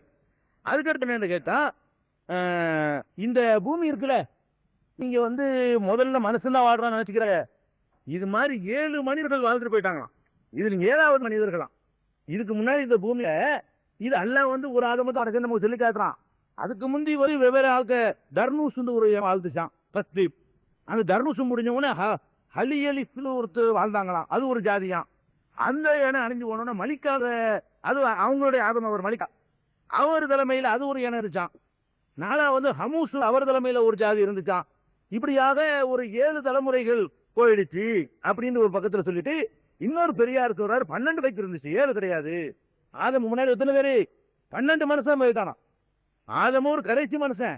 அதுக்கு முந்தி ஒரு மனுஷனை படைச்சு அந்த மனுஷனை சாப்டர் க்ளோஸ் பண்ணிட்டு அப்புறம் இன்னொரு மனுஷனை படைச்சு அவங்கள பல வருஷங்கள் வாழ வச்சு அவங்கள அழைச்சிப்பட்டு நீங்க வந்து 12வது ஏனோ எழுதி வச்சுக்கிறார். இந்த இது எந்த குரான்ல இருக்க ஆதாரம்? இல்ல. எந்த ஹதீஸ்ல இருக்கு? இல்ல. அது ஆதாரம் கிடையாது. அதுக்கப்புறம் வந்து இப்லீஸ் இருக்கிறான்ல, அவனை பத்தி விடுற புருடா இருக்கு. சுப்ஹானல்லாஹ். இந்த இப்லீஸ்னா யாருன்னு பக்கம் 11 எடுத்து பாத்தீங்கன்னா அதுல இப்லீஸ் யாருக்கு அப்படி கதை அப்படியே வர்ணிக்கிறார். அவ்வளவு தீ எந்த அளவுக்கு கேட்டா அல்லாஹ் என்ன பண்ணிட்டானா, அவருக்கு வந்து அதிகாரத்தை இப்லீஸுக்கு கொடுத்துட்டானா. இப்லீஸுக்கு ராஜ்யத்தை கையில கொடுத்தான்னு வச்சுக்கிறார். பாருங்க, அது என்ன ஒரு விஷயமும் படிக்கிறவங்க சொல்லி கேட்டான். மீண்டும் காலச்சக்க சுழன்றது, தீவுகளிலும் பாலடைந்த இடங்களிலும் அடைக்கலம் புகுந்த ஜின் இனங்களை பல்கி பெருகின ஜின் இனங்கள். இப்பொழுது இறைவனின் அனுமதி பெற்று வானவர்களுடன் மன்னகம் வந்தான் அசாசி இல்ல இப்லீஸுக்கு பேரு, இவர் வச்சுக்கிட்ட பேர். அவனை சூழ ஜின்கள் சில புழுமி அவனை தங்களின் தலைவனாக ஏற்றுக்கொண்டன. பின்னர் விண்ணகம் சென்ற அசாசி தகுலுபு இபுனு முல்லாத் என்பவரை அவர்களுக்கு நேர்வழி காட்டுவதற்காக மன்னகம் அனுப்பினானா. அதாவது இப்லீஸ் என்ன செய்யறான்? மக்களுக்கு நேர்வழி அல்லாஹ் மாட்டானா. இப்லீஸ் அங்க இருந்து என்ன செய்யறாங்க, அங்க உள்ள ஜின்களுக்கு வழிகாட்டுறதுக்காக வேண்டி அவனிக்கிறான் ஆளை. அங்க இருந்து அல்லாஹ் தூதர் அனுப்புவான். இப்லீஸே அல்லாஹ் வழியெல்லாம் பட்டிருக்காங்கல்ல. இப்னு தகுலுபு இப்னு முல்லாத்து அப்படிங்கிறவர் அனுப்பி வச்சானா. அவர்கள் கொன்று விட்டார்களாம். அவரிடமிருந்து யாதொரு செய்தியும் வராததை கண்ட அவன் நிலைமையை அறிந்து வருவதற்காக மற்றொரு அனுப்புகிறான். இது அல்லாஹ் இப்லீஸ் வந்து ஒரு ஆள் அனுப்பி வைக்கிறான் பூமியில இருந்து ஜின்களுக்கு வழிகாட்ட. அவரை கொண்டு விட்டாங்களாம். இன்னொரு ஆள் அனுப்பி வச்சானா. அவருக்கு அதே கதி ஏற்பட்டுச்சான். அவரை கொண்டுட்டாங்களாம். மீண்டும் ஒருவரை மன்னகம் அனுப்ப அவரும் கொன்றடிக்கப்பட்டார். இறுதியாக யூசுப் என்பவரை, பேரெல்லாம் கரெக்டா பாருங்க, யூசுடைய மகன் யூசுப் என்பவரை அவன் வந்து அனுப்பி வைத்தான். அவரை கொல்ல ஜின்கள் பல சூழ்ச்சிகள் செய்தன. ஏனும் அவர் உயிரிழப்பி விண்ணகம் வந்து நடந்ததை அவனிடம் கூறினார். அது கேட்டு அவன் கொதித்தெழுந்தான். அவன் தான் எல்லாம் ராஜ்யம் அல்லாவும் கிடையாது. உடனே நான் அனுப்புனதை கொண்டுட்டான்னு போறது அவனுக்கு. அந்த ராஜ்யத்தை அவன் தான் அல்லா வேலை அவன் செஞ்சிருக்காங்க. அவன் அப்படி கொதித்து எழுந்தான். இதன் பின் ஹாசில் இறைவனின் அனுமதி பெற்று அது சேர்த்துக்கிறது. வானவர்களையும் தன்னுடைய அழைத்துக் கொண்டு மன்னகம் வந்து ஜின்னுடன் போர் செய்து அவர்களை முறியடி அடிபடிய செய்தான். இறைவன் அவனுக்கு அன்னகத்தின் ஆட்சியையும் முன் வாத்தின் அறத்துரிமையையும், முதல் வாத்துடைய ஆட்சி உனக்கு அப்படின்னு எல்லாம் நினைச்சிட்டான். முன் வானத்தின் அரசு உரிமையும் கொடுத்தோடு சுவன கருவூலத்தையும் வழங்கினான். இதன் காரணமாக அவர் விண்ணகத்திற்கும் மன்னகத்திற்கும் வரப்போக இருந்தான். இதிலிருந்து அஜாஜில் கிருமை அதிகரித்தது. இறைவனுக்கு அடுத்ததாக நான் தான், என்னை தவிர வேறு எவரில்லை என்று நின்றான். இப்படி கதை போயிட்டு இருக்கு. இப்படி ஒரு கிஸ்ஸா இது, கற்பனை. இப்படியாக இப்லீஸ்னா யாரு என்ன நம்ம குரானுக்கு பார்ப்போம், அது நம்ம அறிஞ்சு கொள்ளதான் போறோம். இதெல்லாம் எங்க இருக்குது இப்படிலாம் சம்பவம்? பொய். இது மாதிரியான பொய்களை எடுத்து வச்சிருக்கிறாங்க. அதே மாதிரி இப்லீஸ்கிட்ட நான் உரையாடலாம் சொல்றேன். அதுக்கப்புறம் என்னன்னு கேட்டா, இந்த மனுஷனை படைக்கிறான் அல்ல, மண்ணில் படைச்சுன்னு எல்லாம் முடிச்சுதான்.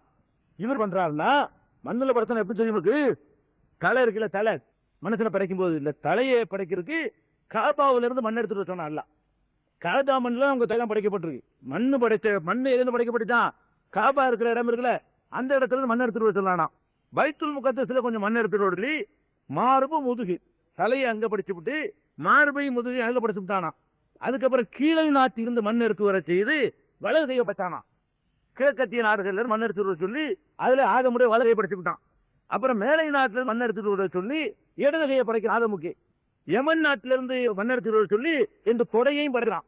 எகிப்திலிருந்து மண் எடுத்துட்டு வர சொல்லி ரெண்டு காலையும் படைச்சான். ஹிஜாஸ்ல மண் எடுத்துட்டு வர சொல்லி அப்புறம் பாதங்களை படைச்சான். அப்படிங்கிற இந்தியாவில் மண்ணே இருக்கல. இங்கதான் மக்கள் ஜாலியாக வாழ்றோம். இந்தியாவில் மண்ணே இருக்கல. இங்கதான் உலகத்துல 2வது மக்கள் வாழ்ந்துட்டு இருக்கோம். சைனாவிலே மதம் இருக்காதான். சைனாவும் இந்தியாவும் பாதி உலகம். சைனாவும் இந்தியாவும் சேர்ந்தா பாதி உலகம், பாதி மக்கள் வந்துடுறோமாங்க.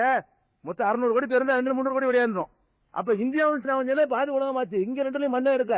எல்லாம் ஒரு மாகாணம் கூட இருக்காது. இன்னைக்கு பாத்தீங்கன்னா ஒரு ராமநாதபுரம் மாவட்ட அளவுக்கு ஒரு நாடு, அந்த நாட்டிலேயே பார்த்து அலைஞ்சிருக்கான், மண் எடுத்துட்டு போய் படைச்சிருக்கான். இங்க இருக்க மண்ணில் படைச்சா அல்லாஹ் அதை விட்டுற வேண்டியதானே.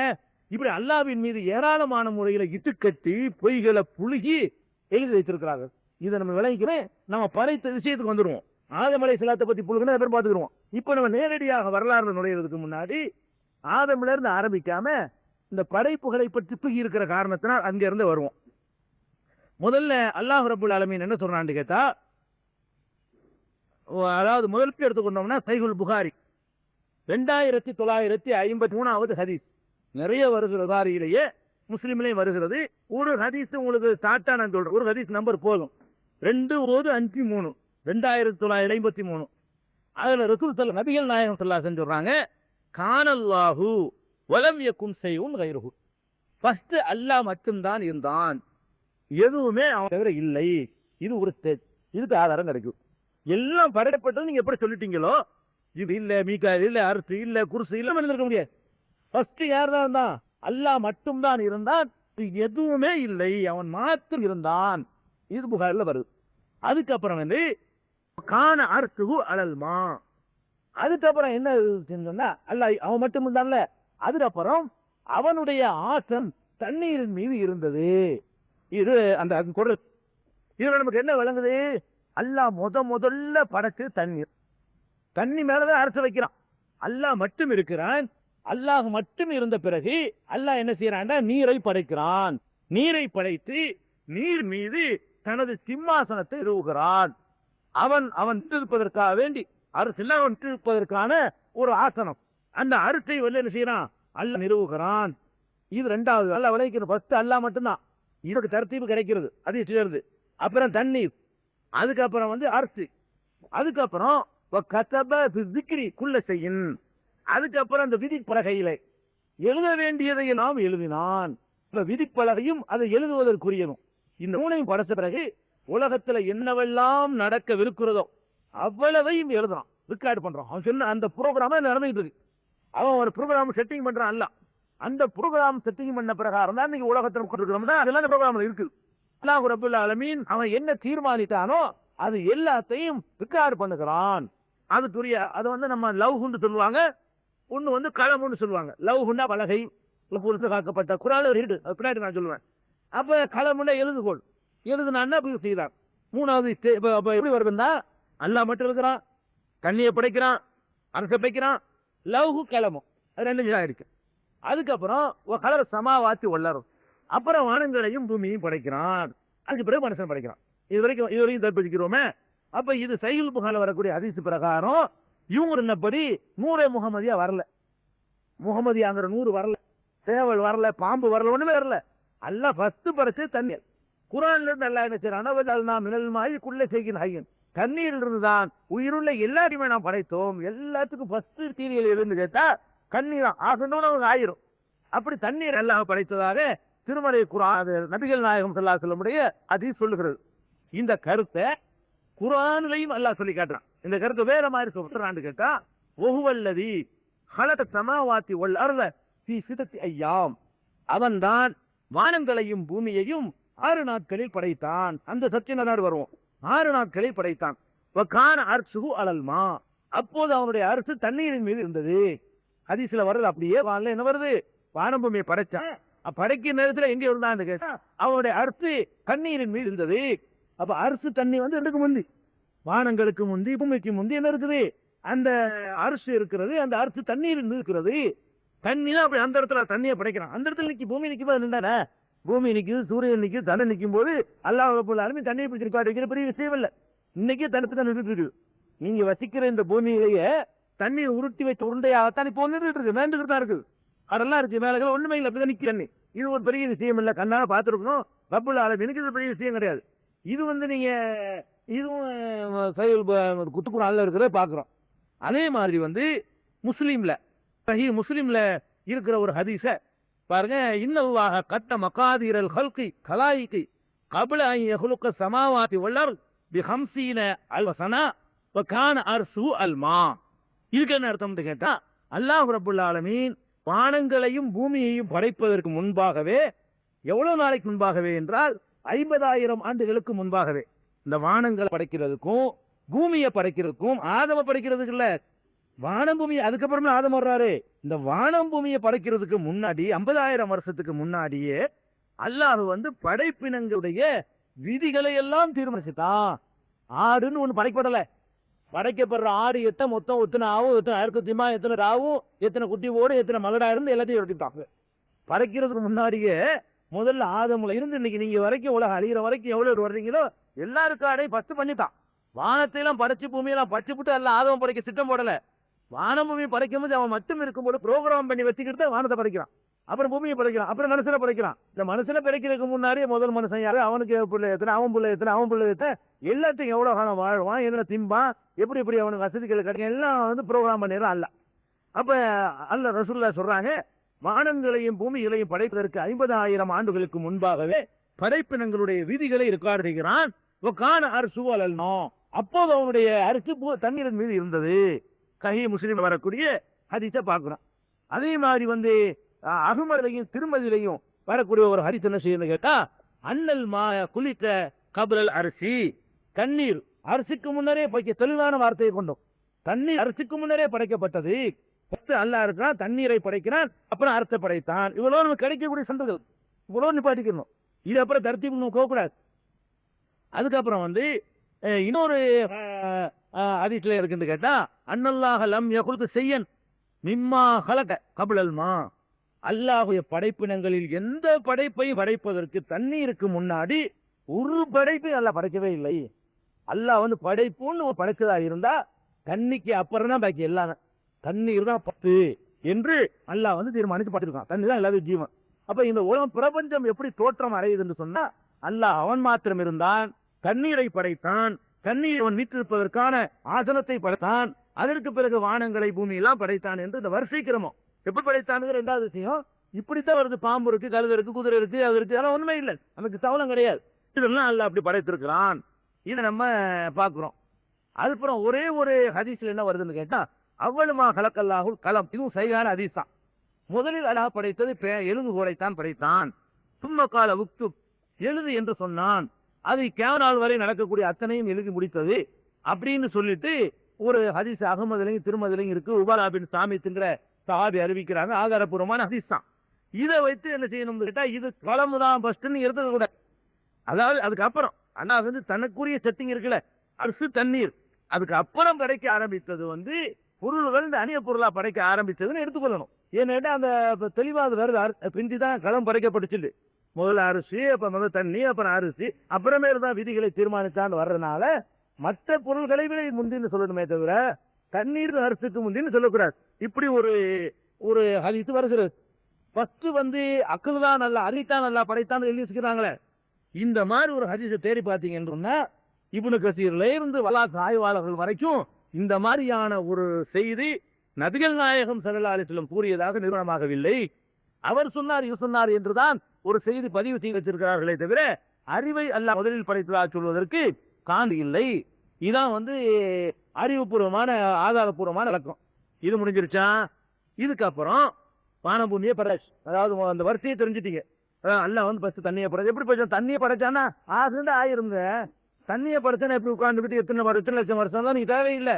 யா அராத செய்யன் ஐயன் பயக்கும், அவன் ஒரு பொருளை நாடி விட்டால் ஆவி என்பான் ஆகிவிடும். அதன அல்ல நம்மள மாதிரியே உட்காந்து உருட்டி பரட்டி அது அவனா அல்ல அல்லான்னு சொன்னா தான் இருக்குன்னு ஆகிரணும், அவ்வளவுதான். அப்ப அல்லாஹ் என்பவன் எப்படி படைக்கிறானா? எதை படைச்சாலும் சரி ஆசு ஆகிரும். அது மாதிரி ஆசுன்றப்ப ஆகிருச்சு, ஆசுமா அரிசி உண்டாயிருச்சு, அவ்வளவுதான் அதனுடைய விஷயம். அதுக்கப்புறம் வந்து இந்த அரிசிதானே அல்ல முதல்ல படைச்சான், அரிசிதானே படைச்சான். இந்த அரிசினா என்ன? தண்ணியை பத்தி உங்களுக்கு விளக்கம் தேவையில்லை. தண்ணை படைச்சாலும் தண்ணியை படைச்சான், அவ்வளவுதான். அந்த தண்ணி என்ன டேஸ்ட், எத்தனை இது இருக்கும், அது என்ன எல்லாம் கலந்துருக்குன்னு நம்ம அதெல்லாம் ஆய்வு பண்ண முடியாது. தண்ணீரை படைத்தான், அது நிறுத்திக்கணும். அரிசியை பொறுத்த வரைக்கும் என்னன்னு கேட்டா, இந்த கிஸ்ஸாக்கள் சொன்னாங்கல்ல, பாம்பு இருக்கும் சோல் இருக்கும், இப்படிலாம் ஒன்றும் கிடையாது. அரிசை பத்தி நமக்கு என்ன வருது? திருக்குறான்ல எடுத்து வந்தீங்கன்னா அர் ரஹ்மானு அலல் அர்சித்தவார் சுன்னத்தவா அலல் அரிசி, அரிசின் மீது அல்லாஹ் வீட்டு இருக்கிறான் அப்படிங்கிற வசனம் வந்து குரான்ல 7:54, 13:2, 57:4, 10:3, 20:5, 25:59, 32:4, 57:4 ஆகிய குரான் வசனங்களில் என்ன இருக்குன்னு கேட்கா, அரிசின் மீது அல்லாஹ் வீட்டிருக்கிறான் இருக்கு. அப்ப அரிசிண்டா என்ன விளங்குதுன்னா, அல்லாஹ் இருப்பதற்கான ஒரு ஆசனம். அவன் எப்படி இருக்கிறான்? சமானம் போட்டு உட்கார்ந்து இருக்கானா? அது நமக்கு தெரியாது. அல்லாஹ் இருப்பதற்கான ஆசனம் என்று அல்லாஹ் சொல்றான். அது நம்ம பார்க்காம தெரியும். பின்னாடி நமக்கு என்ன தெரியுமா? அல்லாஹ் அரிசி நிலம் தருவான்னு வருதுல, அப்போ மகசூல் நம்ம நிற்கும் பொழுது அல்லாவையும் பார்ப்போம், அதையும் பார்ப்போம். அது வரைக்கும் அரிசின் மீது அல்லாஹ் இருக்கிறான்களோடு நிறுத்திக்கிற வேண்டியதான். அது மேல நம்ம கற்பனையை வளர கொடுக்க. அரிசிண்டா அவ்வளவுதான். அரிசிண்டா என்ன? அல்லாஹ் இருக்கக்கூடிய ஒரு ஆசனம், அவனுக்குள்ள ஆசனம், அவ்வளவுதான். அதுக்கப்புறம் என்ன கேட்டா, இந்த அர்த்த பத்தி அல்லாஹ் சொல்லும் பொழுது இன்னொரு இடத்துல என்ன செய்யறான்னு கேட்டா, குருத்திங்கிற வார்த்தையை சொல்றான். அறுத்து குருத்தி நிறைய பேர் பேசுவாங்க. அறுத்தி வேற குருத்தி வேற. குருத்தின்டா நாக்காளின்னு அர்த்தம்ங்க, அறுத்திதான் சிம்மாசனம், ரெண்டு ஒண்ணுதாங்க. அரபு மொழியில அறுத்துனா சிம்மாசனம், குருத்தின்னா என்னது? நாடாளி. இந்தி படிச்சவங்களுக்கு கூட தெரியும், உருது பட்டம் தெரியும். குர்சிகா கிஸ்தான்னு கூட ஒரு நாவல் எழுதி பெரிய பிரச்சனையாச்சு எமர்ஜென்சி காலத்துல தெரியும். குர்சிகா கிஸ்தாவா சிம்மாசனத்துடைய கிஸ்தா, எமர்ஜென்சியை பத்தி எழுதின ஒரு புத்தகம். குருசினா என்னது? உருதுல குருசினா என்ன? சேர் தானே, அரபினே தான். அரபு சொல்லுதான், அது அரபுல இருந்து இரவில் வாங்கின சொல்லுதான். அப்ப குருத்தின்னு சொன்னாலும் ஷேர்னு தான் அர்த்தம், அறுந்தாலும் அதே அருந்தான். அப்ப அல்லாஹ் வந்து குருசின்னு ஒன்று சொன்ன உடனே ஆளுக்கு விளக்கம் கொடுக்குறாங்க. குருசினா என்ன தெரியுமா? அந்த அழுக்கு இருக்காது, அதுல வந்து இந்த உட்கார சீட்டு இருக்குல்ல, அதுதான் குருசி. இந்த கால் சொல்லி எல்லாம் சேர்த்து அர்த்தம். அதுல இந்த உட்கார இடம், இருப்பிடத்தை வைக்கிற இடம் இருக்குல்ல, அந்த பலகை, அதுக்கிட்ட தான் குருசின்னு. இது எங்க இருக்குது? யார் சொன்னா? யாரும் இல்லை, ஹதீஸ்ல இல்ல. அவர் இப்னு அப்பாஸ் சொன்னாரு, காபுல் அஹ்பார் சொன்னாரு, சுமத்தி கட்டி விட்டுருக்காங்க. அதுக்கு ஒன்றும் ஆதாரம் கிடையாது. இன்னும் சில பேர் என்ன செய்யறாங்க, குருசினா தெரியுமா? அப்படி அரசுல உட்காந்து கால் வச்சிருப்பான்ல, அந்த கால் வைக்கிற இடத்துக்கு தான் குருசி. அதெல்லாம் கிடையாதுங்க.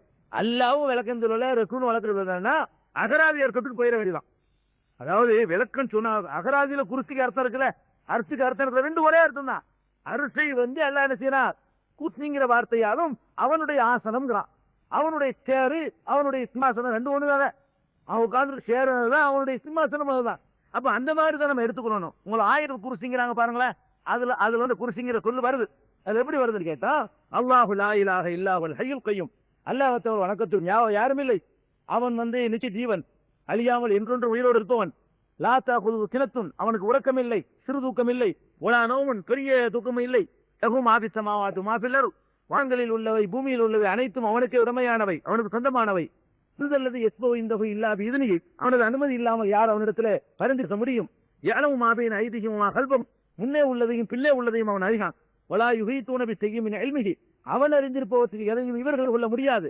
பற்றிய குர்சி ஸமாவாத்தி வல் அர்த், அவருடைய குர்சி சிம்மாசனம் வானங்கள் பூமியை எல்லாம் உள்ளடக்கக்கூடியது. இந்த வானம் பூமியெல்லாம் பிரித்தது. அவனுடைய குருசி எப்படிப்பட்டதுன்னு கேட்டா, இந்த பூமி வானத்தெல்லாம் தூக்கி கொண்டு வச்சா கூட அதை விட பெருசா இருக்கும் அவனுடைய குருசி. அது அர்த்தம். அதுலேயே தான் வருது ஒலா யௌது இபுலுஹுமா வஹுவல் அலியுல் அலீம். இரண்டையும் வானங்களையும் பூமியும் பராமரிக்கிறவனுக்கு திறமமானது இல்லை, அவன் மகத்தானன்னு சொல்லியாச்சு. இப்ப இந்த குருசிங்கிற சொல்லு இந்த ஒரு இடத்துல குரான்ல வருது, அவ்வளவுதான். இந்த குருசிக்கு என்ன வழக்கம்? அர்த்து தான் குருசு தான் அரிசி. அதுக்கு ரெண்டு சொல்ல எல்லாம் பயன்படுத்துறான். அது அரிசியும் மகத்தானது அப்படிங்கிறான். ஆக அரிசி குருசி என்பது ஒரு பொருள் தான். அது அல்லாஹ் ரப்பல் ஆலமீன் தண்ணீருக்கு அப்புறம் இரண்டாவதாக படைத்தான் என்று குர்ஆனுடைய சான்றுல இருந்து கிடைக்குது. அரசை பற்றிய மகத்தான அரிசி, மரியாதை மகத்துவமிக்க கண்ணியமிக்க அரிசி, வலுப்பமான அரிசி என்று பல வர்ணனைகளோடு இந்த அரசை பற்றி ஒரு குர்ஆன்ல 3, 4, 5 இடங்களை அரிசியை வர்ணித்து எல்லாம் சொல்லி காட்டுறான். இவ்வளவுதான் கிடைக்குது. குறுக்குங்கிற சம்பந்தமாக ஒரு ஆதாரபூர்வமான ரசூலுல்லாஹ் சொன்னதாக ஒரு அறிவிப்பும் கிடையாது. அவர் சொன்னார் இவர் சொன்னார் இருக்கிறதுல எதுவுமே கிடையாது. அதனால நம்ம அதெல்லாம் ஒதுக்கிட்டு அகராதிக்கு போனோம்னு சொன்னா அரிசி தான் குருசி, குருசி தான் அரிசி. ரெண்டுக்கு திமாசட்டு அர்த்தம், ரெண்டுக்கு உட்கார்ந்து இருக்கிற ஒரு பொருள்னு அர்த்தம். இப்படி அரிசி எல்லாம் படைச்சிட்டானா, இந்த அரிசின்றதை கூட எல்லாம் என்ன செய்யறான்னா எங்க வச்சிருக்கிறான்? வானத்துக்கு மேல வச்சிருக்கான, தண்ணி கட்டுறானா? அதெல்லாம் கிடையாது. இப்ப என்னன்னு கேட்டா, அந்த வானங்களுக்கு மேல அரிசை சுமப்பதற்கு என்ற வானவர்களே எல்லாம் படைச்சிருக்கான். மலத்துறையில தான் படைச்சிருக்கான். அதுக்கு சில வானவர்களை படைத்து அவர்கள் சுமந்து கொண்டிருக்கிறார்கள் அப்படிங்கிற செய்தி குர்ஆன்ல 40வது அத்தியாயம், அதாவது 7வது வசனம், 40வது அத்தியாயத்தை 7வது வசனத்தில் என்ன சொல்றாங்கன்னா, அல்லது யஹ்மிலூனல் அர்ஸ, அரிசை சுமக்கக்கூடிய வானவர்களும் அதை சுற்றி உள்ளவர்களும் அவனை புகழ்ந்து போற்றுகிறார்கள் சொல்வதில் இருந்து அரிசி ஏன் மீன் வைக்கப்பட்டு இல்லை, வானவர்கள் சுமந்து கொண்டே இருக்கிறார்கள், படைக்கப்பட்டவர்கள் சுமந்து கொண்டே இருக்கிறார்கள். அந்த உலகம் அழிக்கப்பட்டது எல்லாம் சொல்லும் பொழுது கூட என்ன செய்யாண்டு கேட்டா, உள் மலக்குவல அருஜாயிஹா ஓ யஹ்மிலு அர்ஸ ரப்பிக புக்கஹும் யௌமஇதின் சமானியா. வானவர்கள் அந்த உலகம் அழிக்கப்பட்ட நாளையில 8 வானவர்கள் அரிசை சுமந்து நிற்பார். உலகம் அழிக்கப்பட்ட 8 வானவர் அரிசை சுமந்து நிற்பார்கள் என்று சொல்லி ஆனா குர்ஆன்ல சொல்லி காட்டுறான். இவ்வளவுதான் அர்த்த பத்தி உள்ள விஷயங்கள். 69வது அத்தியாயம் 17வது வசனத்தில் இதை பார்க்கலாம் குர்ஆன்ல. அப்ப அரிசிங்கிறது ஒரு டைப் இருக்கிறது, அதில் அல்லாஹ் வீட்டு இருக்கிறான். அதான் தண்ணிக்கு அப்புறம் அல்லாஹ் 2வது படைத்து அது மாணவர்கள் சுமந்திருக்கிறார். இதை தவிர அரிசை பத்தி யாரு என்ன சொன்னாலும் போய் இவ்வளவுதான் குர்ஆன்ல அதிசயம் கிடைக்கிறது. இதை தவிர அரிசிக்கு கால் ரத்தினத்துல இருக்கும், அது தீர்த்து பவளத்துல இருக்கும், எழுதிக்கிறாங்க. அரிசிக்கு வர்ணிக்கிறான் ஒவ்வொன்றுக்கும் இந்த கால் தங்கத்துல இருக்கும், அந்த தாள் வெளியில் இருக்கும்ல, என்னென்னமோ எழுதி வச்சுக்கிறாங்க. அதெல்லாம் கிடையாது. எப்படி இருக்குன்னு நமக்கு தெரியாது. இவன் எடுத்துக்கிடுவோம். அரிசிக்கு அப்புறம் நீதி வானங்கள் பூமி படைக்கப்பட்டதுக்கு அப்புறம் தான் ஆதரவு வருவோம். இந்த தாளை இனிமேல் வரலாறு வேகமா போயிடும். இனிமே என்ன செஞ்சேன், ஒரு சாம்பிள் கட்ட முதல் நாள் மட்டும் இப்படி எல்லாத்தையும் போட்டு சொல்லி காட்டினது. நீங்க விளங்கிக்கணும் எப்படிலாம் கிறிஸ்தா விட்டுருக்காங்க. பாபம் தாள் சுமானக்கெல்லாம் அன்புள்ள தவறுகளை நிகழ்ச்சிக்கு போறதுக்கு முன்னாடி 2 முக்கியமான அறிவிப்புகள். இந்த ஏகத்துவ கொள்கையை தமிழகம் முழுமை எடுத்துக் கொள்வதற்காக அனைத்து தௌஹீத் ஜமாஅத் கூட்டமைப்பு என்ற பெயரில்